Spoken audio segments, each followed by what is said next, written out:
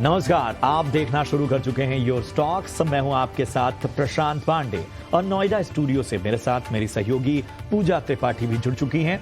अगले 1 घंटे तैयार हो जाइए ढेर सारे एक्शन के लिए, क्योंकि इस शो में एक बहुत बड़ा हिस्सा आपके सवालों और उनके जवाब से जुड़ा होता है जो हमारे एक्सपर्ट देते हैं। लेकिन शो में अपने सवाल आप हम तक कैसे पहुंचा सकते हैं, सबसे पहले वो तौर तरीके जान लीजिए। तो स्क्रीन के एक हिस्से में आप देख सकते हैं कि एक नंबर फ्लैश हो रहा है। इस नंबर पर या तो कॉल करके, मैसेज के जरिए, व्हाट्सएप के जरिए आप अपने सवाल हम तक पहुंचाइए, हम आपके सवालों का जवाब देंगे।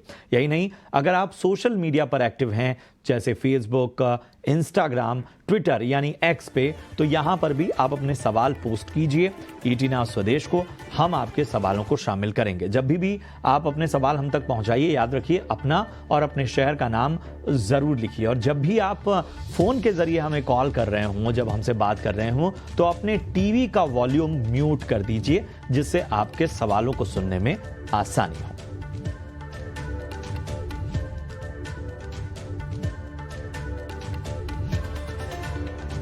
चलिए अब आगे बढ़ते हैं और एक बार नजर डाल लेते हैं बाजार पर। और शुरुआत हल्की कमजोरी के साथ हुई थी, लेकिन अब रिकवरी आई है निचले स्तरों से। 19,700 का लो बनाया था और निचले स्तरों से अगर देखेंगे तो करीब करीब 50 अंकों की रिकवरी इस वक्त निफ्टी दिखा चुका है। बैंक निफ्टी में भी निचले स्तरों से अच्छी रिकवरी आई है और इस वक्त 100 अंक ऊपर बैंक निफ्टी भी कारोबार कर रहा है, तो यहाँ से अच्छी बाइंग नजर आ रही है। सेंसेक्स में सपाट कारोबार ही देखने को मिल रहा है। एडवांस डिक्लाइन रेशियो भी अब पॉजिटिव है, मार्केट ब्रेथ पॉजिटिव हो चुका है और अब ज्यादातर स्टॉक्स हरे निशान में कारोबार कर रहे हैं। निफ्टी में चढ़ने वाले शेयरों पर नजर डालें तो आज Divi's lab, LTI Mindtree, HCL tech, tech Mahindra, Wipro, यहाँ पर अच्छी मजबूती है। और निफ्टी के टॉप गेनर्स पर अगर नजर डालेंगे तो ज्यादातर आईटी स्टॉक्स दिखाई दे रहे हैं। वहीं गिरने वाले शेयरों में एमएनएम आज का टॉप लूजर है, करीब 1.5% नीचे। और बाकी सारे स्टॉक्स भी देखेंगे तो मामूली 0.5% की गिरावट के साथ कारोबार कर रहे हैं। बजाज फाइनेंस नीचे है, एसबीआई लाइफ, एलएनटी, एचयूएल यहाँ पर आज वीकनेस देखने को मिल रही है। तो सेक्टर स्पेसिफिक एक्शन अगर कुल मिलाकर बात करेंगे तो आज सबसे ज्यादा मजबूती दिखा रहे हैं आईटी और सरकारी बैंक। हेल्थ केयर स्पेस और रियल्टी से भी अच्छी खरीदारी है, लेकिन ऑटो, एफएमसीजी और चुनिंदा इंफ्रा स्टॉक्स आज बाजार में दबाव बनाने का काम कर रहे हैं। हालांकि हमने वहां पर भी देखा हल्की रिकवरी आई है, लेकिन अभी भी फिलहाल ज्यादातर जो स्टॉक्स हैं वो कमजोरी के साथ ही कारोबार कर रहे हैं। तो ये है अब तक का सेटअप बाजार का, रिकवरी के साथ इस पर कारोबार हो रहा है। हम दोनों ही एक्सपर्ट को भी शामिल कर लेते हैं और उनसे समझेंगे कि बाजार पर आगे क्या करें। हमारे साथ सौरभ जैन जुड़ चुके हैं एसएमसी ग्लोबल सिक्योरिटीज से, और अमोल आठवले भी मौजूद है हमारे साथ कोटक सिक्योरिटीज से। आप दोनों का ही बहुत बहुत स्वागत है शो पर। सबसे पहले अमोल, आपसे राय लेंगे। इस वक्त बाजार पर अच्छी रिकवरी दिखा रहा है, क्या लग रहा है आपको ये रिकवरी कितनी टिकाऊ है और ट्रेडर्स क्या करें निफ्टी और बैंक निफ्टी में? अच्छे खासे रैली के बाद मार्केट एक कंसोलिडेशन फॉर्मेशन में है, इंट्राडे और डेली फॉर्मेशन में। तो मुझे लगता है कहीं ना कहीं अगर हम निफ्टी का बात करेंगे तो आने वाले दिनों में एक सीमित दायरे में ही इंडेक्स ट्रेड होगा। बट इम्पोर्टेंट चीज रहेगा डाउनसाइड के लिए कि एक 50 डे सिंपल मूविंग एवरेज और 19,600 ये एक इम्पोर्टेंट सपोर्ट्स लेवल रहेगा ट्रेडर्स के लिए। वेयर एक प्रॉफिट बुकिंग जोन रहेगा निफ्टी के लिए जो 19,900 तक रहेगा। So buying on dips and sell on rallies, ये एक इंडेक्स निफ्टी के लिए स्ट्रैटेजी अच्छा लग रहा है। बैंक निफ्टी अगर हम देखेंगे तो ये 2 या 3 दिन में बैंक निफ्टी में अच्छा खासा करेक्शन आया है।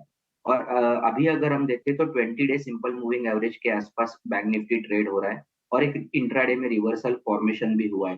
तो मुझे लगता है एक शॉर्ट टर्म करेक्शन फेज खत्म हो गया है, टेक्निकल करेक्शन खत्म हो गया है और यहाँ से एक टेक्निकल बाउंस बैक आने के चांसेस बैंक निफ्टी में पूरे लग रहे हैं। ट्रेडर्स के लिए मैं बोलूंगा कि आई थिंक 43,400 ये एक इम्पोर्टेंट सपोर्ट पकड़ के चले। ये अगर सस्टेन होता है तो बैंक निफ्टी में आने वाले दिनों में 44,000 और इवन अगर हम देखते तो 50 डे सिंपल मूविंग एवरेज तक भी, मतलब 44,200 तक भी बैंक निफ्टी जा सकता है। ठीक है, तो इन लेवल्स और बाजार की इस चाल पर नज़रिया जो है वो आता हुआ और इन पर आपको नज़र रखनी है और उस हिसाब से बाजार में अपनी रणनीति बनानी है। चलिए बढ़ते हैं आगे और अपने के पहले कॉलर को शो में शामिल करते हैं। हमारे साथ चेतन कदम हैं नवी मुंबई से। चेतन जी, बहुत बहुत स्वागत आपका ईटी नाउ स्वदेश में। नमस्कार, गुड मॉर्निंग। पूछें आप क्या जानना चाहते हैं? Morning, good morning sir, good morning. मेरा सवाल है सर, मेरे पास ट्रेल प्रिपेयर है 1 ईयर 12 मंथ ज्यादा समय होल्डिंग से है, 7,000 शेयर है, 36.7। ठीक है, ट्रांसफार्मर्स एंड रेक्टिफायर्स यही शेयर है ना? यस। ठीक है, ठीक है। पहले तो आपको बहुत बहुत बधाई, क्योंकि बहुत ही शानदार लेवल पे आपने यहाँ पर एंट्री की। अगर मैं गलत नहीं हूं तो आपने 56.5 रुपए के करीब खरीदारी की है।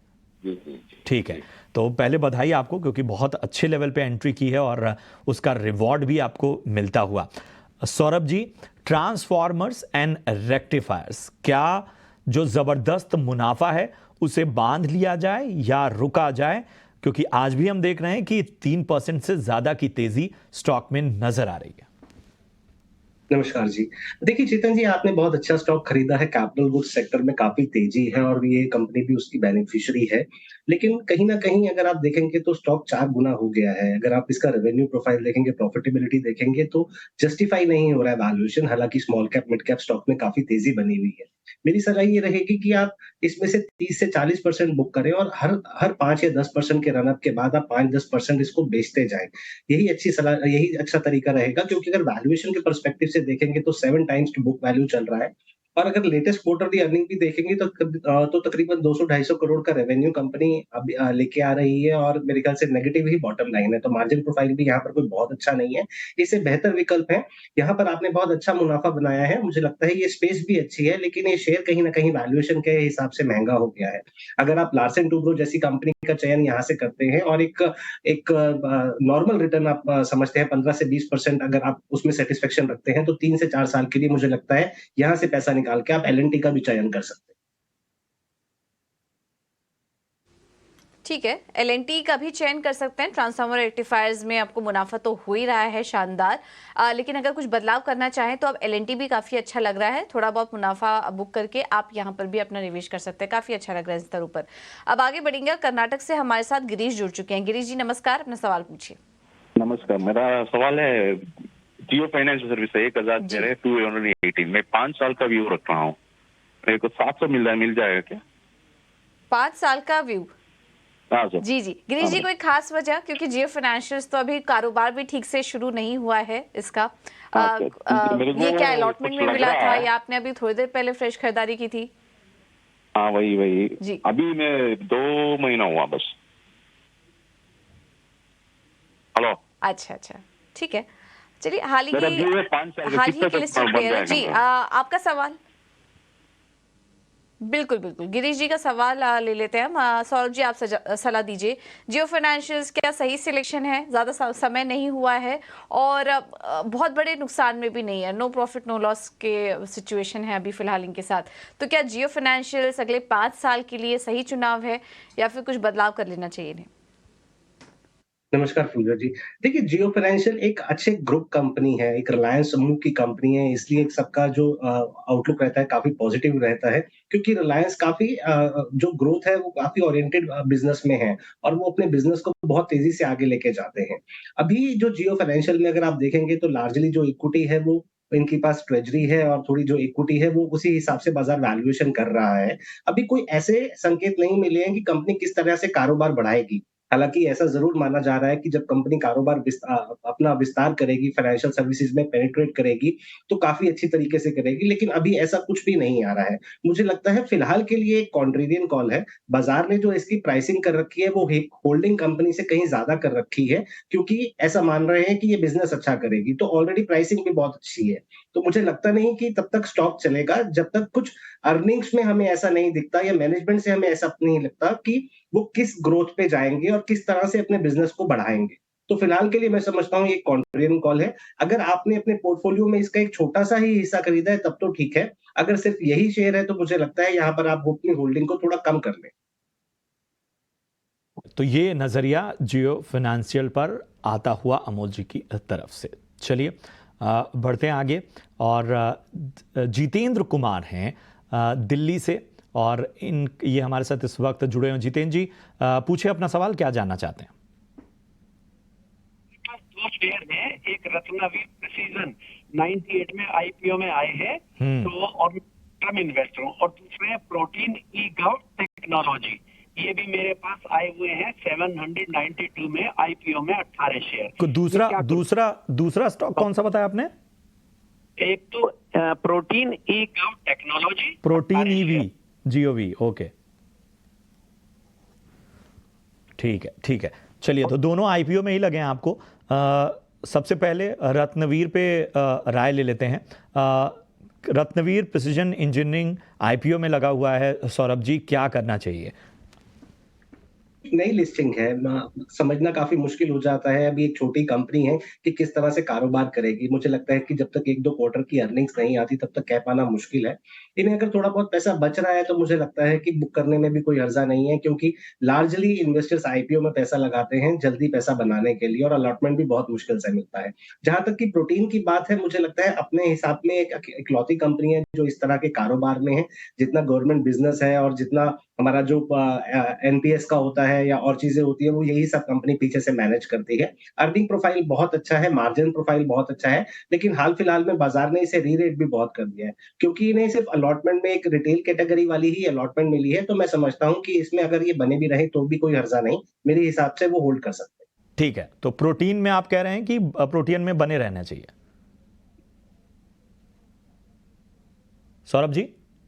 हाँ जी, प्रोटीन में बने रहें, रतनवीर से आप एग्जिट कर सकते ठीक है, तो ये राय आपको मिलती हुई।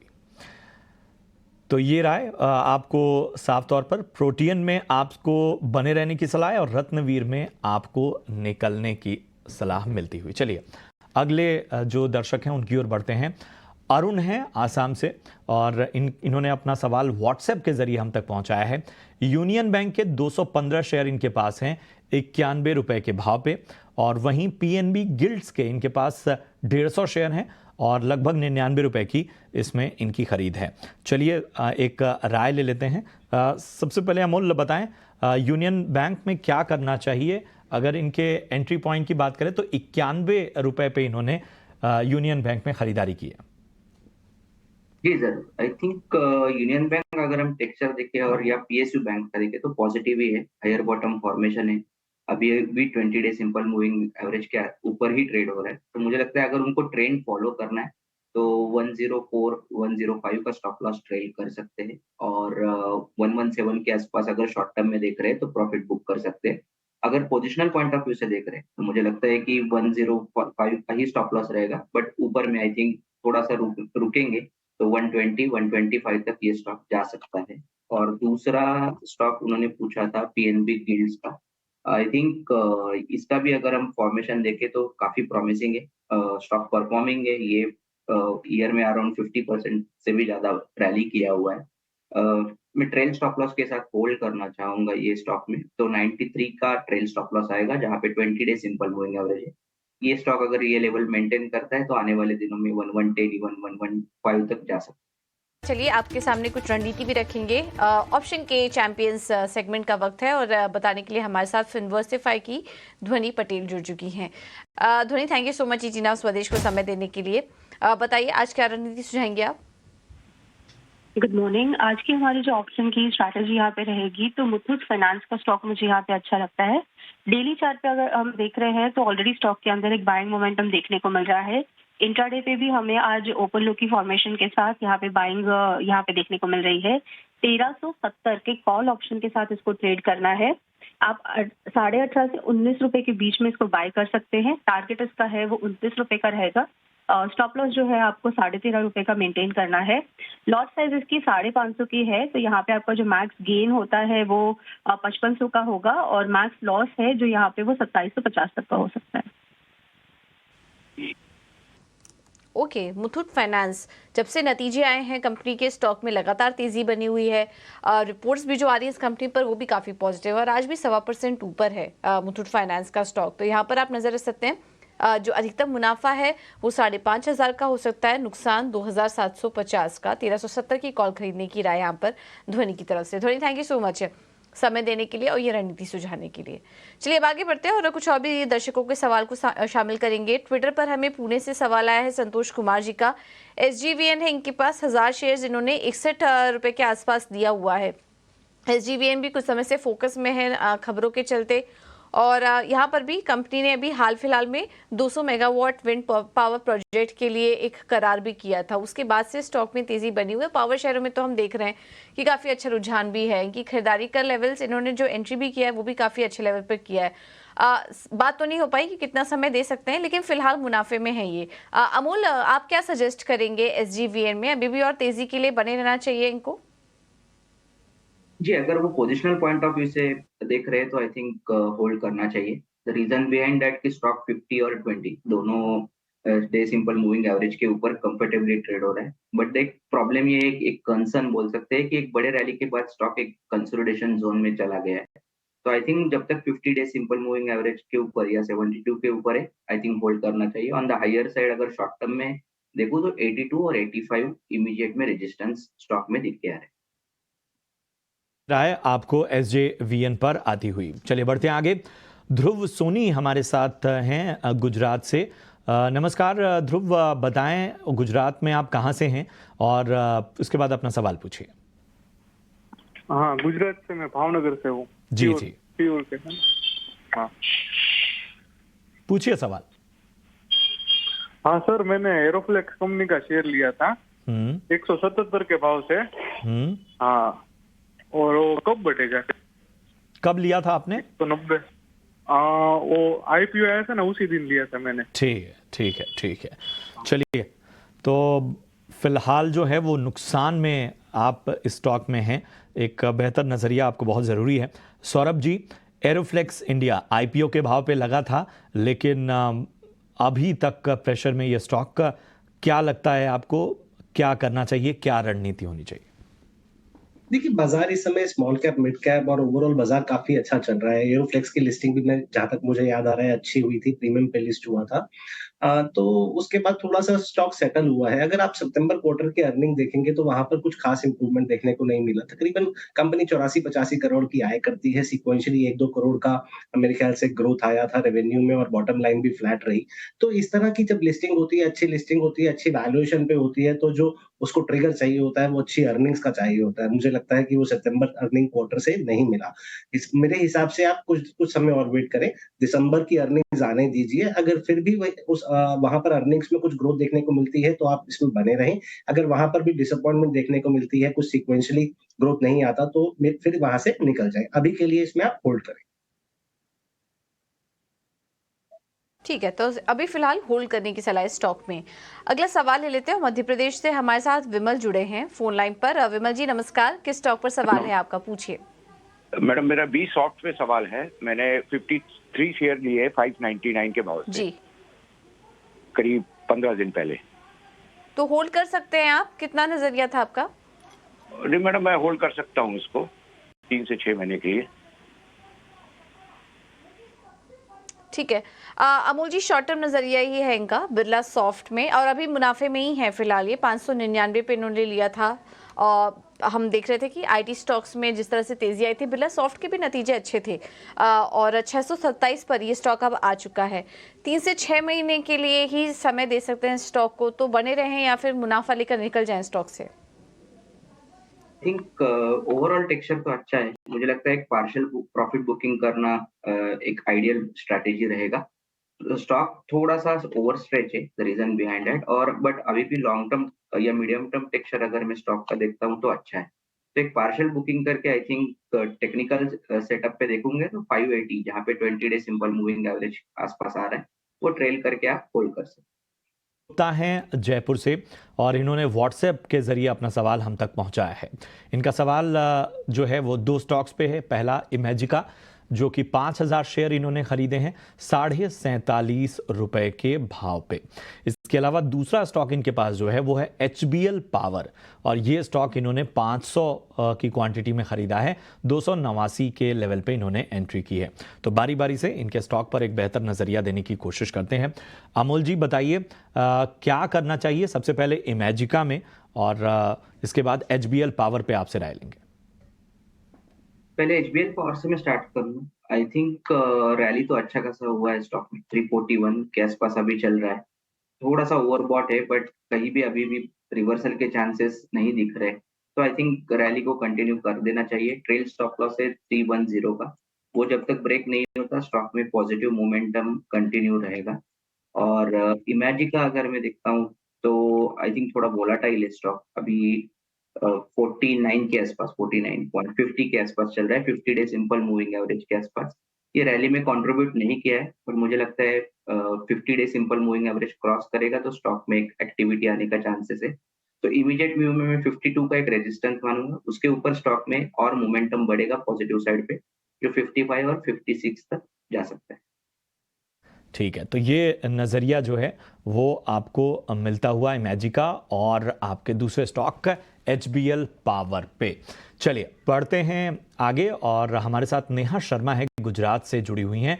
नेहा जी नमस्कार, गुजरात में कहाँ से बात कर रही हैं आप, पहले तो ये बताइए और उसके बाद अपना सवाल पूछिए जो जानना चाहती हैं। सर अहमदाबाद से बोल रही हूँ मैं। जी good morning sir. Good morning. मेरा सवाल है कि ड्रेजिंग कॉर्पोरेशन के शेयर में पास 510 रुपीज के 100 शेयर ठीक और है। एक बैंक ऑफ बड़ौदा के हैं 122 रुपीज पे 500 शेयर। कौन से share? Bank of Baroda. Bank of Baroda. तो अगर उसमें मुझे बने रहना है या फिर मुझे प्रॉफिट बुक कर लेना है बैंक ऑफ बड़ौदा में? बैंक ऑफ बड़ौदा में कितने पे लेवल पे एंट्री किया आपने? 122 पे 500। 122 पे 500। चलिए बारी बारी से आपको राय देते हैं। सौरभ जी ड्रेजिंग कॉर्प पर पहले राय दीजिए, क्या करना चाहिए? 510 की खरीद है, 100 शेयर इनके पास। देखिए वैल्यूएशन के हिसाब से तो मुझे काफी सस्ता लगता है और पोटेंशियल भी है पीएसयूज में, जिस तरह से गतिविधि हो रही है और जिस तरह से काम हो रहा है, ये स्पेस भी अच्छा है, तो मेरे हिसाब से आप इसमें जरूर बने रह सकते हैं। दूसरा स्टॉक जो आपने बैंक ऑफ बड़ौदा पूछा, वहां पर रिजल्ट्स में थोड़ा सा डिसअपॉइंटमेंट देखने को मिला। कई बैंकों ने थोड़े से अच्छे रिजल्ट दिए पीएसयू स्पेस में भी। बैंक ऑफ बड़ौदा से जो उम्मीद थी वहां पर इनके थोड़ा सा जो ग्रोथ है वो कम आया और जो नेट इंटरेस्ट मार्जिन है वहां पर थोड़ा ज्यादा प्रेशर देखने को मिला। मुझे लगता है कि छोटी अवधि में हो सकता है कि जो बैंक स्टॉक की परफॉर्मेंस है, बैंक ऑफ बड़ौदा की परफॉर्मेंस है बाकी स्टॉक्स के मुकाबले थोड़ी धीमी रहे। इससे बेहतर अगर आप चेंज करना चाहें तो मुझे लगता है अच्छा विकल्प होगा कैनरा बैंक या यूनियन बैंक। अगर आपका लंबा समय का नजरिया है तो बैंक ऑफ बड़ौदा में भी बने रह सकते को अगर आपका लंबी अवधि का नजरिया है तो बैंक ऑफ बड़ौदा में भी बने रह सकते हैं, क्योंकि आपकी खरीद जो है वो 122 की है। और अगर यहां से निकलना चाहते हैं तो आपको कैनरा बैंक अच्छा विकल्प आपके लिए हो सकता है। चलिए बढ़ते हैं आगे। विनय भारद्वाज हैं और इंस्टाग्राम के जरिए इन्होंने अपना सवाल हम तक पहुंचाया है। सुबेक्स के इनके पास 600 शेयर हैं और लगभग 43 रुपए के भाव पे इन्होंने खरीदारी यहाँ पर की है। नुकसान यहाँ पर होता हुआ क्योंकि स्टॉक इस वक्त 32.5 के करीब ट्रेड करता हुआ। अमोल क्या करना चाहिए सुबेक्स में? जी आई थिंक एक बड़े रैली के बाद स्टॉक करेक्शन में था और अभी कंसोलिडेशन में है। मुझे लगता है कि रिवर्सल के लिए स्टॉक है ड्यू और आज ये महीने में अभी तक 10 या 11% तक चला है, हायर बॉटम फॉर्मेशन है। तो एक 30 रुपीज थोड़ा डीप है बट ये सेफ स्टॉप लॉस लग रहा है। 30 रुपीज के साथ आई थिंक होल्ड कर सकते हैं ऑन द हायर साइड। इसमें अगर मोमेंटम आते हैं तो 35 और 37 तक भी आने के चांसेस स्टॉक में दिख रहे हैं। तो ये नजरिया आपको बेहतर मिलता हुआ। बढ़ते हैं आगे। दीपक हैं हमारे साथ जालना महाराष्ट्र से। दीपक गुड मॉर्निंग, पूछे अपना सवाल। सर मेरे पास ITC शेयर है 500 क्वांटिटी, बाइंग प्राइस है सर 543। ठीक है, 553। ठीक है। आप लंबी अवधि के निवेशक हैं? नहीं सर, शॉर्ट टर्म के हिसाब से 8 साल भर के हिसाब से 1 साल। 1 साल का नजरिया ना आपका? हाँ सर बिल्कुल। ठीक है, ठीक है, ठीक है। तो ITC के 500 शेयर इनके पास है, 543 के भाव पे इन्होंने खरीदारी की है। चलिए इस पर एक राय लेते हैं। सौरभ जी क्या करना चाहिए ITC में? मेरे हिसाब से तो एक लंबे अगर नजरिया आप रखते हैं, 1 साल का नजरिया भी अच्छा नजरिया होता है। अगर आप रखते हैं तो बिल्कुल बने रहना चाहिए। कंपनी की मैनेजमेंट ऑलरेडी गाइड कर चुकी है थोड़ा सा अपना होटल बिजनेस को अलग करने के लिए। वहां पर थोड़ा सा इन्वेस्टर थोड़ा नाखुश हुआ था क्योंकि 60% जा रहा है कंपनी से बाहर और 40% कंपनी उसे रिटेन कर रही है और कंपनी का ऐसा मानना है ऐसा करना ज्यादा अच्छा प्लानिंग है। उसके बाद से स्टॉक थोड़ा रुक सा गया है। बट ओवरऑल अगर बिजनेस सेगमेंट्स को देखेंगे तो सारे बिजनेस सेगमेंट, चाहे FMCG हो, चाहे होटल का बिजनेस हो, चाहे पेपर बिजनेस हो, सब बिजनेस कंपनी के अच्छे कर रहे हैं। सिगरेट का वॉल्यूम ग्रोथ भी आ रहा है। तो अब मेरे हिसाब से तो आप बिल्कुल बने रह सकते। तो यहां बने रहने की सलाह, 1 साल का नजरिया भी बेहतर नजरिया आपका। बढ़ते आगे, हीरेन भट्ट हैं वडोदरा से और इनका सवाल हमें सोशल मीडिया से आया है। पूनावाला फिनकॉर्प के इनके पास 11,000 शेयर हैं, 380 के भाव पे इन्होंने खरीदारी की है। अमोल, क्या करना चाहिए? थोड़ा ऊपरी स्तरों पे खरीदारी की क्वांटिटी ज्यादा है तो नुकसान जो है वो अच्छा खासा होता हुआ। जी, आई थिंक रैली के बाद ये स्टॉक में वापस करेक्शन आया और वो काफी स्टीप फॉल हो गया उसमें। ओवरऑल भी स्टॉक अगर मैं मीडियम टर्म में देखता हूँ तो एक रेंज बाउंड एक्टिविटी है, तो एक छोटे स्टॉप लॉस एक दूंगा क्योंकि उनके पास स्टॉप लॉस क्वांटिटी काफी ज्यादा है। तो आई थिंक 362 और 360 एक बेस है स्टॉक का, वो अगर मेंटेन करते हैं तो एक टेक्निकल बाउंस बैक स्टॉक में आने के चांसेस है 385 तक, 385 390। और अगर मैं पोजिशनल देखता हूँ तो 400 तक जाने के चांसेस दिख रहे हैं, बट उनके पास क्वांटिटी ज्यादा है तो मैं सजेस्ट करूंगा कि अगर बाउंस बैक आता है तो थोड़ा क्वांटिटी कम करोगे तो उनके लिए शायद बेटर हो सकता है। ठीक है, तो आपको एक बेहतर रणनीति यहाँ पर मिलती हुई। बढ़ते आगे, राजेश हैं हरियाणा से और इन्होंने भी सोशल मीडिया के जरिए अपना सवाल हम तक पहुंचाया है। इनका सवाल सेंट्रल बैंक पे है। 1025 शेयर इनके पास हैं और लगभग 48 रुपए की खरीदारी इनकी यहाँ पर है। फिलहाल इनके भाव के आसपास ही। चलिए समझते हैं सौरभ से कि क्या करना चाहिए सेंट्रल बैंक में। सौरभ जी, क्या आपका नजरिया होगा सेंट्रल बैंक पे? देखिए, बैंक तो ठीक है, पीएसयूज भी परफॉर्म कर रहे हैं, लेकिन बैलेंस शीट उतनी स्ट्रांग नहीं है, ग्रोथ उतनी स्ट्रांग नहीं है। अगर आप एक और कोई पीएसयू छोटा देखना चाहते हैं या कुछ चेंज करना चाहते हैं तो मेरी सलाह ये रहेगी कि इसके बराबर का ही शेयर है बैंक ऑफ महाराष्ट्र, जिसके नंबर्स बहुत सॉलिड आ रहे हैं, ग्रोथ भी बहुत अच्छा आ रहा है और बैलेंस शीट भी बहुत स्ट्रांग है। तो अगर आप यहाँ से स्विच ओवर करना चाहें तो मेरी राय ये होगी कि आप बैंक ऑफ महाराष्ट्र में चले जाएं। ठीक है, तो यहाँ से एक बेहतर विकल्प जो है वो बैंक ऑफ महाराष्ट्र में आपको आ सकता है, लगभग इन्हीं लेवल्स पे है, तो आपको एक बेहतर ऑप्शन मिल सकता है। बढ़ते आगे, गोविंद हैं महाराष्ट्र से हमारे साथ इस वक्त। महाराष्ट्र में कहाँ से हैं गोविंद, पहले तो ये बताइए और उसके बाद अपना सवाल पूछिए।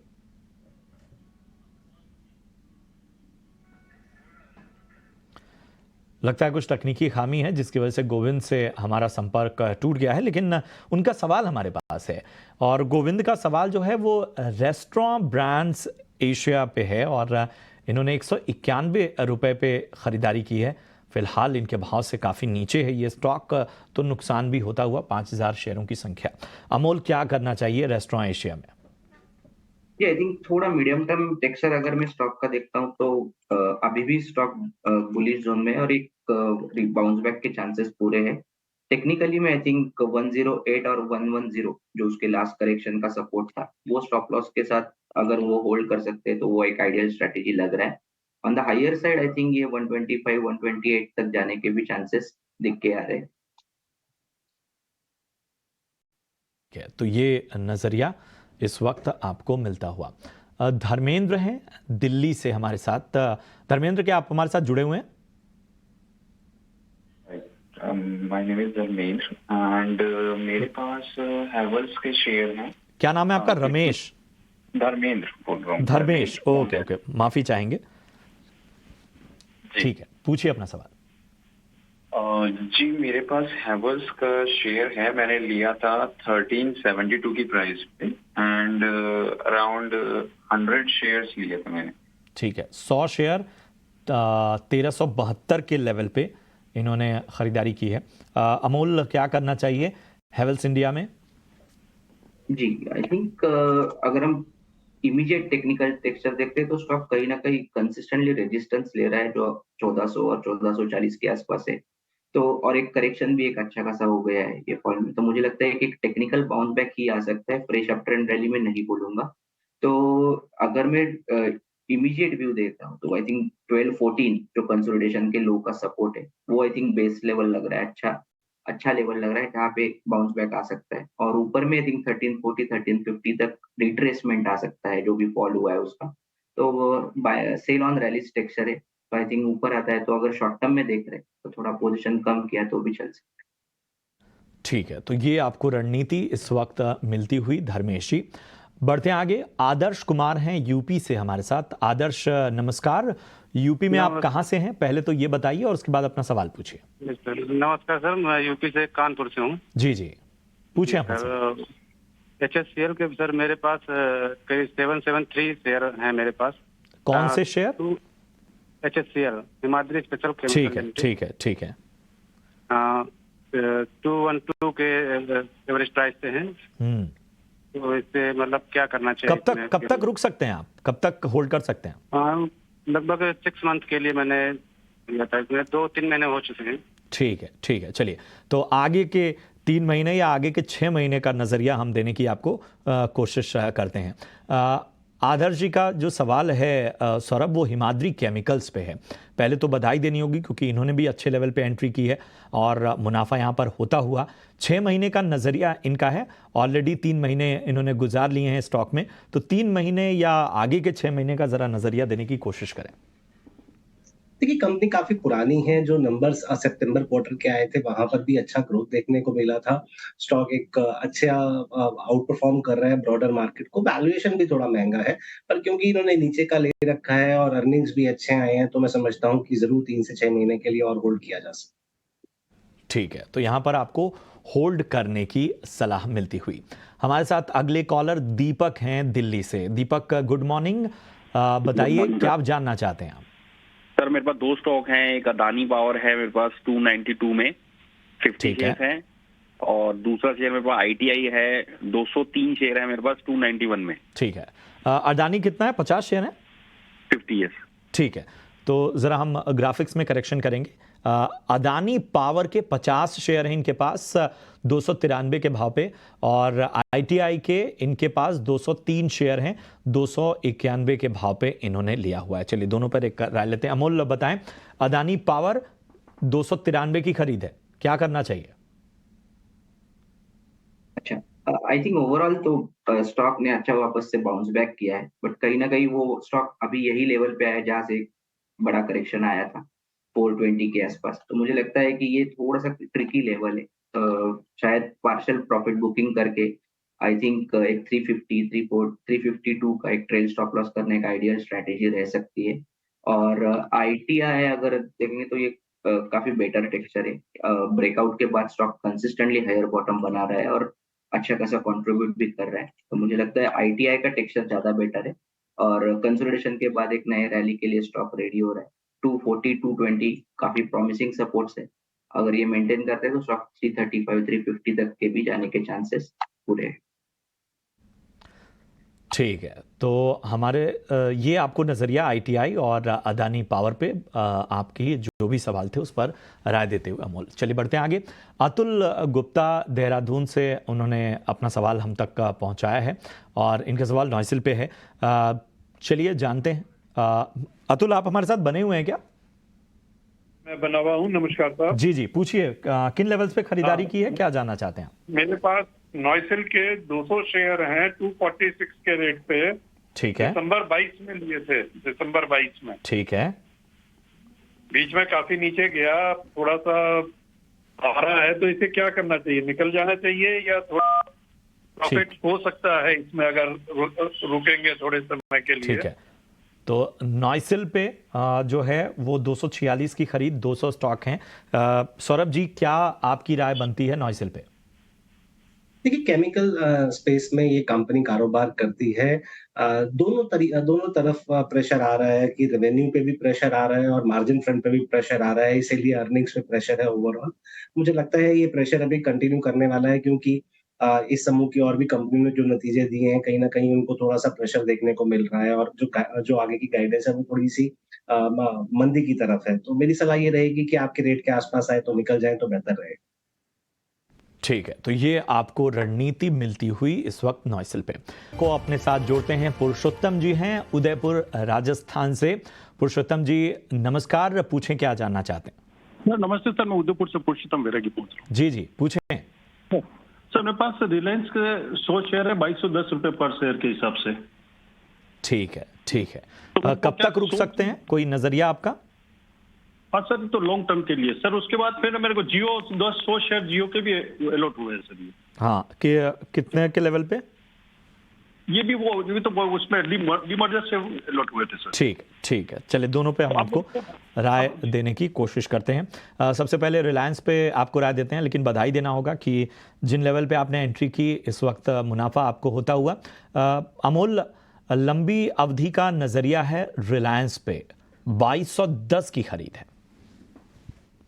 जी आई थिंक अगर हम मीडियम टर्म के हिसाब से देखेंगे तो एक तो ब्लू चिप स्टॉक है और इंडेक्स में अभी कंट्रीब्यूट नहीं किया है, बट ये मीडियम टू लॉन्ग टर्म अगर मैं देखता हूँ तो ये होल्ड करने जैसा है।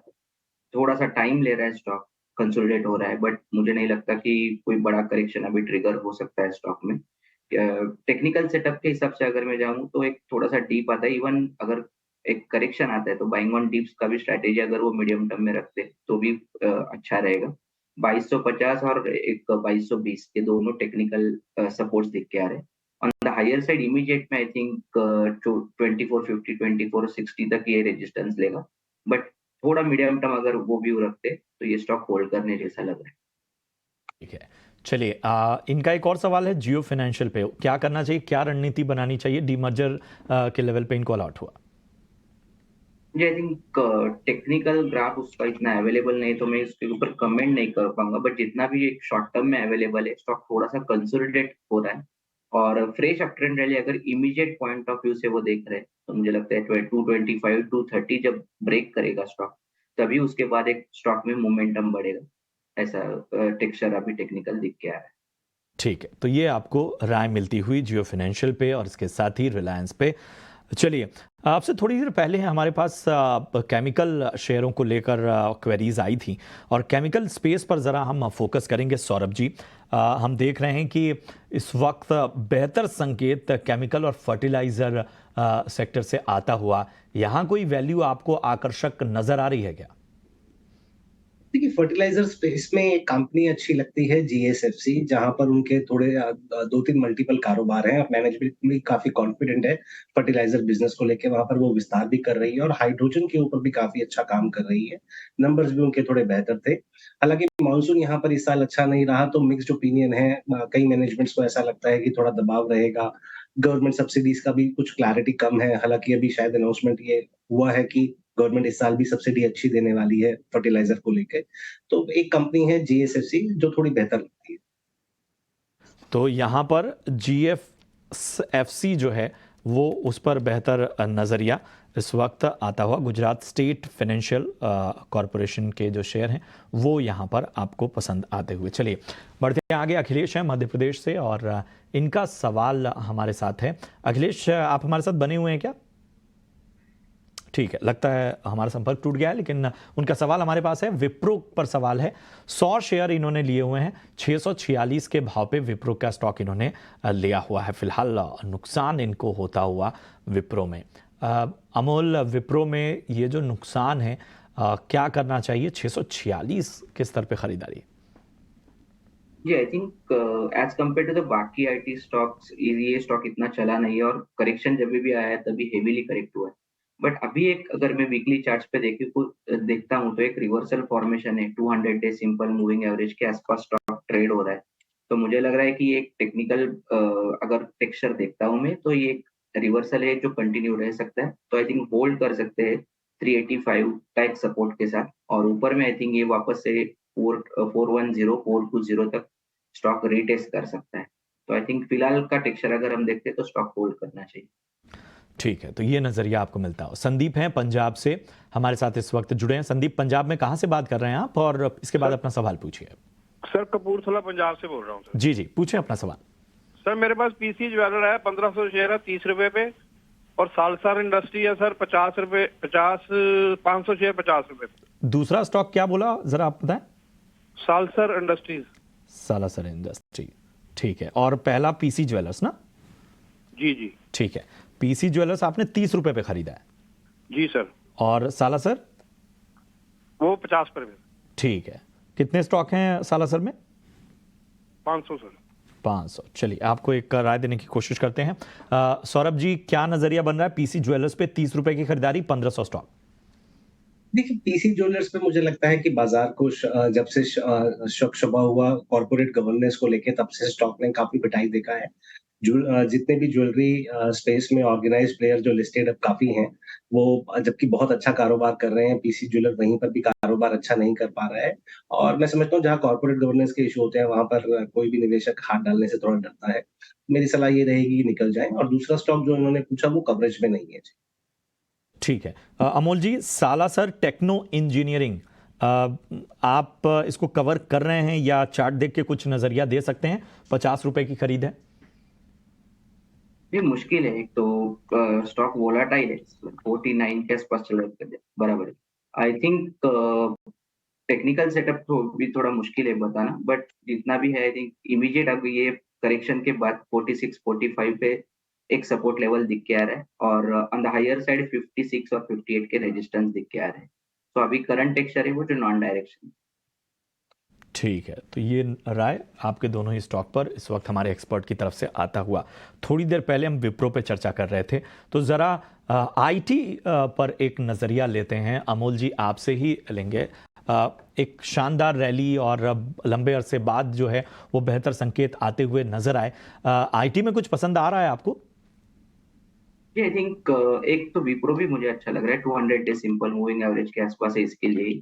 दूसरा मुझे एक लग रहा है कि टेक महिंद्रा जिस तरीके से बाउंस बैक हुआ एक बड़े करेक्शन के बाद, तो टेक महिंद्रा में भी आगे जाके टेक्सचर अच्छा रह सकता है स्टॉक में। और अगर मैं फ्रंट लाइन में देखता हूँ तो टीसीएस का एक फॉर्मेशन जो टेक्निकल सेटअप है वो भी एक काफी प्रॉमिसिंग है। डबल बॉटम फॉर्मेशन के बाद एक प्रॉमिसिंग रिवर्सल हुआ है, वॉल्यूम एक्टिविटी भी डिसेंट है, तो इसमें भी एक जो रैली हुआ है या जो रिवर्सल हुआ है वो कंटिन्यू रहने के चांसेस चार्ट्स पे काफी ब्राइट लग रहे हैं। ठीक है, तो ये है राय आईटी स्टॉक्स पे। टेक महिंद्रा, विप्रो, ये सब आकर्षक नजर आते हुए अमोल जी को। अगले कॉलर जो हैं, अगले जो दर्शक हैं, उन्होंने अपना सवाल सोशल मीडिया से हम तक पहुंचाया। ममता है कोलकाता पश्चिम बंगाल से, और इनके पास आरवीएनएल के 100 शेयर हैं। 192 रुपए की भाव पे इन्होंने ये स्टॉक खरीदा है। थोड़ा ऊपर इन्होंने ये स्टॉक परचेज किया है। सौरभ जी, आरवीएनएल क्या नजरिया बन रहा है? देखिए, बाजार काफी पॉजिटिव है स्पेस को लेके, रेलवे स्टॉक्स को लेके, और कंपनी का जो कारोबार है वो भी बढ़ रहा है, लेकिन वैल्यूएशन भी बहुत महंगे हो गए हैं। और लेकिन अब मुझे ऐसा लगता है कि ग्रोथ तो आएगी, लेकिन वैल्यूएशन और बढ़ने का स्कोप कम दिखता है। हालांकि इन्होंने महंगे भाव पे खरीदा है, लेकिन फिर भी मैं कहूंगा कि आप इसमें बने रहें, क्योंकि अर्निंग प्रोफाइल जो कंपनी का है वो आने वाले समय के लिए स्ट्रॉन्ग लगता है। आप हो सकता है आपको 2 से 3 क्वार्टर लगे, लेकिन आपका रेट वापस आ जाएगा। तो फिलहाल आप बने रहें। ठीक है, तो यहाँ पर आपको बने रहने की सलाह। अगले जो दर्शक हैं रणवीर हैं, इन्होंने भी सोशल मीडिया के जरिए अपना सवाल हम तक पहुंचाया है। रायपुर छत्तीसगढ़ से इन्होंने अपना सवाल हम तक भेजा है। प्रोजोन के 5000 शेयर इन्होंने 34 रुपए के भाव पे यहाँ पर खरीदारी की है। प्रोजोन जो है वो इन्होंने खरीदारी की है। फिलहाल इनके भाव से थोड़ा ही नीचे स्टॉक का प्रोजोन पे एक राय ले लेते हैं। अमोल, क्या करना चाहिए प्रोजोन पे?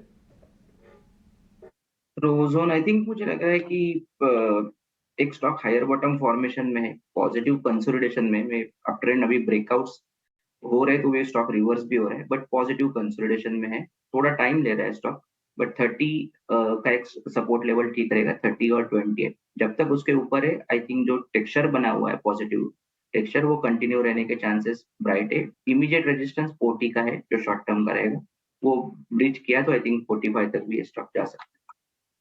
ठीक है, तो ये नजरिया प्रोजोन पे आता हुआ अमोल जी की तरफ से। सतीश हैं गुजरात से, और इनका सवाल जेंसॉल पे है। 255 शेयर इन्होंने जेंसॉल के लिए हैं। 484 रुपए के भाव पे इन्होंने यहाँ पर खरीदारी की है। फिलहाल अच्छा खासा मुनाफा, क्योंकि बहुत ही शानदार लेवल पे इन्होंने खरीदारी की है। सौरभ, जेंसॉल इंजीनियरिंग क्या करना चाहिए?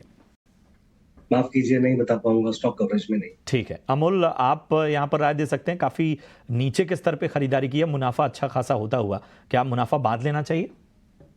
ग्राफ इतना अवेलेबल नहीं है, बट डेली चार्ट्स पे अगर देखा तो एक रैली के बाद कंसोलिडेशन दिख के आ रहा है, तो मुझे लगता है कि एक 7 जो भी पोजिशनल ट्रेडर्स है आई थिंक उनके लिए 750 और 745 एक बेस लेवल रहेगा। उसके ऊपर रहता है स्टॉक, तो जो भी टेक्सचर है वो पॉजिटिव जो टेक्सचर है वो कंटिन्यू रहने के चांसेस ब्राइट है। इमीडिएट रेजिस्टेंस 900 पे। ठीक है, तो ये नज़रिया आपके स्टॉक पर इस वक्त आता हुआ। अपने दोनों खास एक्सपर्ट अमोल जी और सौरभ जी, आप दोनों का बहुत बहुत शुक्रिया करेंगे इस चर्चा के लिए और हमारे दर्शकों के सवालों पर बेहतर राय देने के लिए। फिलहाल मुझे दीजिए इजाज़त, और आप देखते रहिए ET नाउ स्वदेश। नमस्कार।